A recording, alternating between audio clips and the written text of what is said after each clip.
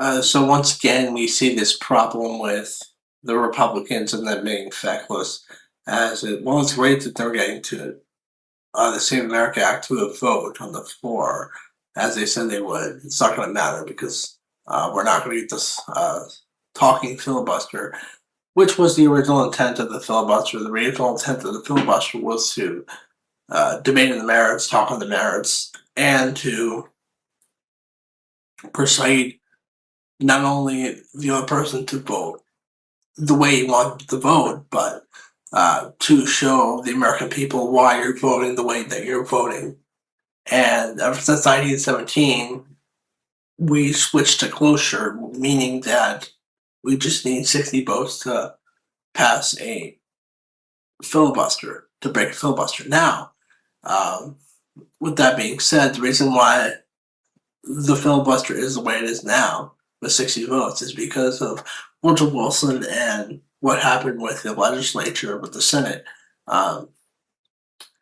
back then when Woodrow Wilson wanted to arm the military ships at the start of World War I for the Americas, but the Senate, some senators filibustered it as they wanted to stay neutral in the war and didn't want to get involved. But because they filibustered it and took a long time, the legislative session ended, and therefore that did not get approved by Congress. So Wilson issued an executive order to arm the military vessels. Now, while I do believe that we need to end the filibuster, I think it's also a realistic call for a talking filibuster, as there is concern that if we eliminate the filibuster, then if our Democrats get in, then they're just going to steamroll through all their policies, and we're not going to be able to stop them. I get that concern, but at the same time now, most things are done through executive order, and now we're at the point where executive order takes precedence, and that executive orders can be undone, and if we eliminate the filibuster, at the end of the day, once the opposing party gets back into power, they can impose legislation to undo the policies of the previous administration. So, and every administration gets their big bill passed and their big thing that they want passed. Anything in the future aside from their big bill that they get passed is debated. However, there is various evidence of voter fraud, and the person who exposed the Minnesota fraud, Nick Shirley, he found 30 people registered to vote, over 30 people registered to vote in one UPS store.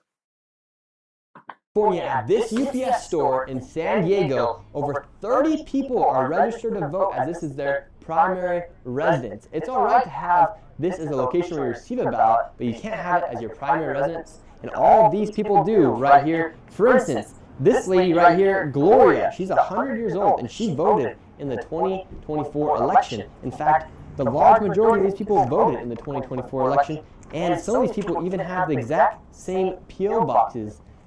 I don't think too many people can live inside a P.O. box. And what's concerning about this is right now in Polymarket, Gavin Newsom is also setting the stage to become the next Democrat nominee for the 2028 election. Meanwhile, there's massive voter fraud taking place. You actually need an ID to vote here inside of California. And like I said, over 30 people are registered to vote inside this UPS store alone. A little crazy. And that's one example. But another example is something that Lauren Boebert posted about somebody stuffing a ballot box. Campaign Facebook page shows a woman whom he claims to be a supporter of Mayor Joe Gann and a City Hall employee stuffing envelopes into the absentee ballot drop box outside the government center. A number of campaign Facebook page shows a woman. And I mean, you can go through the list. You can go to any site and look up the times that judges have ordered new elections because fraud is taking place in like a local or a state election. Um, and again, we know that illegals get government issued IDs, as seen by California giving California illegals commercial driver's license, and about all these illegals getting IDs.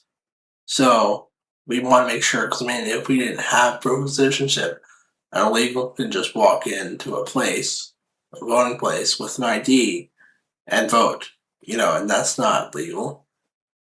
And I mean,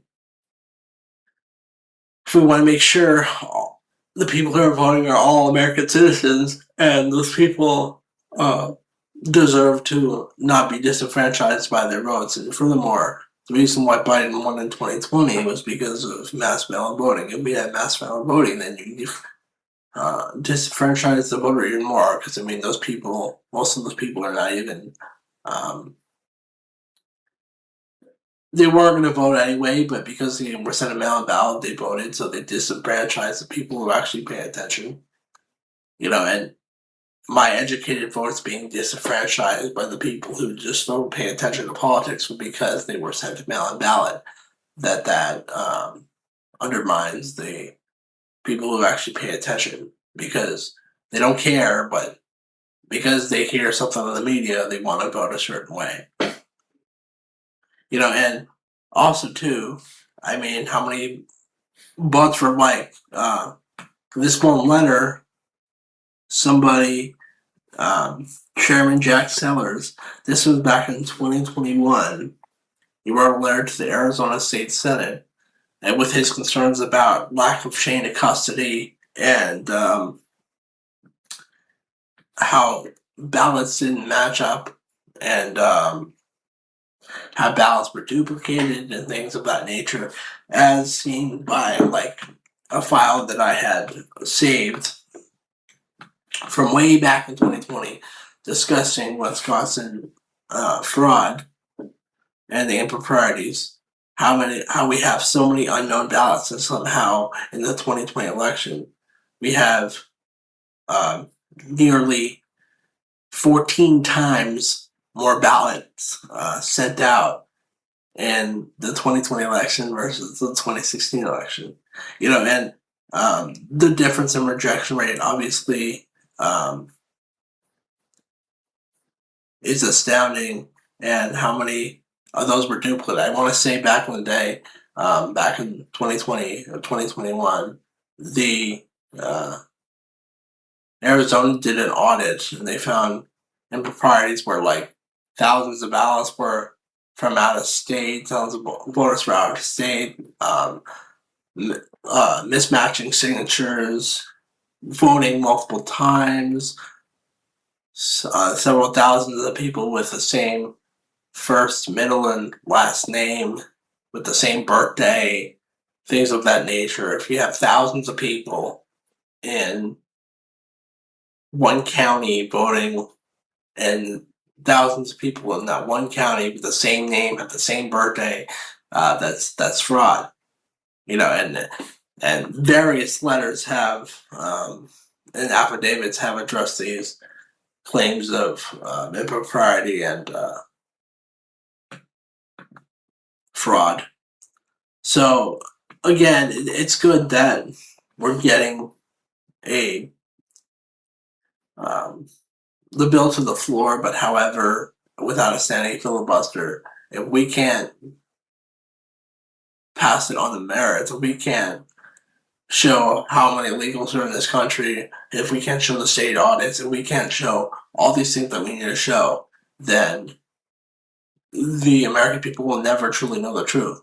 And if we want the truth, then we need to stand up in the Senate and then provide these facts. And because the people overwhelmingly want this, both with Democrats and Republicans, just the Democrat politicians don't want it because it will hurt their party. Because it may shift states or counties in the opposite direction, and they don't want that. So, I mean, this is really all I'll say for this video. Like, share, comment, and subscribe, and ring the notification bell so you don't miss any of my future videos.